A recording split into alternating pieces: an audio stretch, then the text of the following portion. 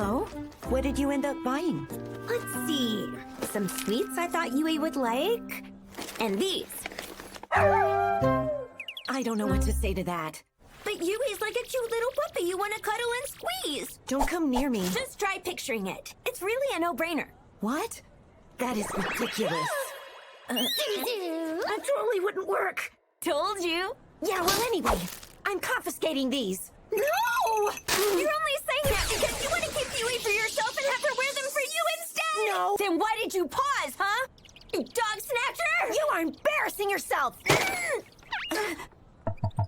Zuzu? What are you two doing? It's not what you think.